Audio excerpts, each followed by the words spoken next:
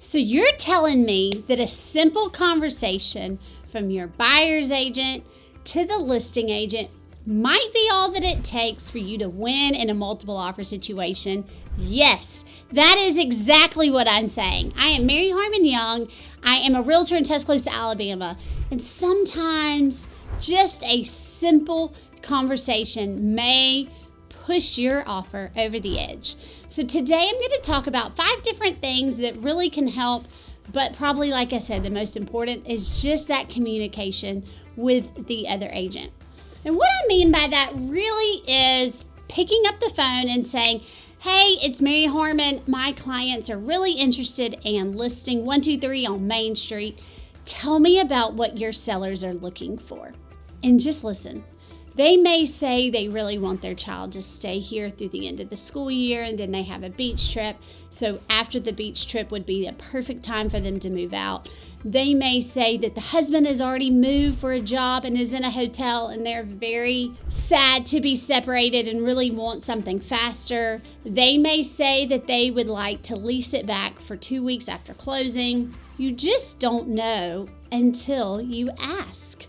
The other thing that's important to ask during that conversation is for your agent to say, hey, who's your favorite lender? Do you have a preferred one? And once again, listen.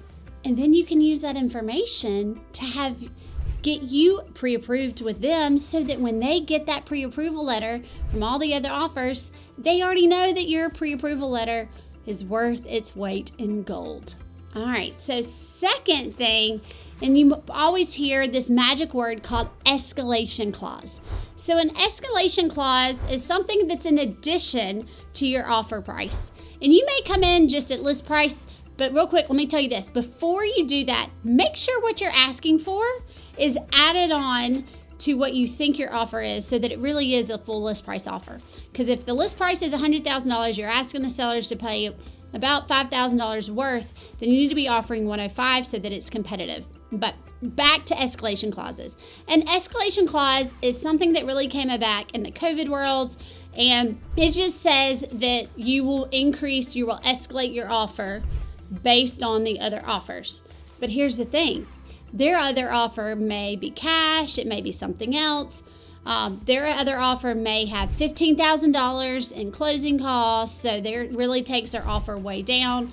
So this is the way I think is the best thing, is to say that your escalation clause will be the highest net to sellers. So let me give you an example with that. So like we just said, it's $100,000. You went it up to $105 so that your $5,000 are included, and you decided to put a random number, because in the event that there's another escalation clause, you don't want to be neck and neck. So do $1,250.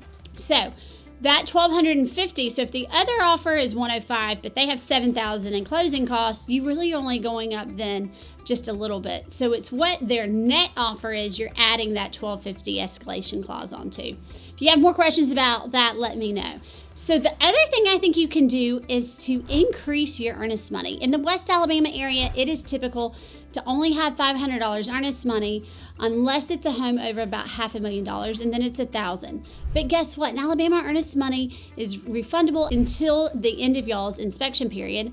So you're not really losing anything. So put $5,000 down. It can go towards your down payment even if we do head to closing, and you're already probably budgeting for that and have had that seasoned, so it doesn't hurt you to do that. So like I said, we're gonna get pre-approved with the person that the seller's agent has a relationship with and trust. But now we're gonna take it a step further and include that pre-approval letter in the email that we're submitting your offer in, so that when they get that offer, they're gonna see that there's the listing price, they're gonna see that there's an escalation clause, they're gonna see that you listened and that you used their lender that they like. They're gonna think that that now is worth its weight in gold. And then if you want to include something extra special and really pull on their emotion strings, this is the time to do it. So I've had clients who have written love letters. I've had clients who have noticed that they love champagne or that they collect whiskeys. You know, I've had clients where they even went and bought a Blanton's and left it on the doorstep with their love letter and then submitted a picture of it in their offer. I've had clients whose kids are in love with the house who have drawn pictures of the house and said that it was what their dream house looked like. So if you've got something that's really want to pull on their heartstrings, this is where we include it. A lot of times we do leave it at the house or leave it in the mailbox just so we make sure that they get it and then submit a copy of it with their offer.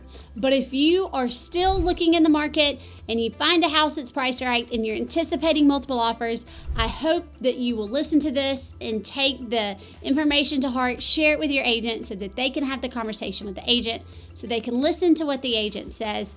They can make sure that your list price actually includes the things you're asking for, so it is a true list price offer. They can include the escalation clause with the extra verbing of having a net to seller offer, and they can get the pre-approval letter as well as copies of the earnest money and anything else you want to submit in the offer so that they can find it easily just that first time.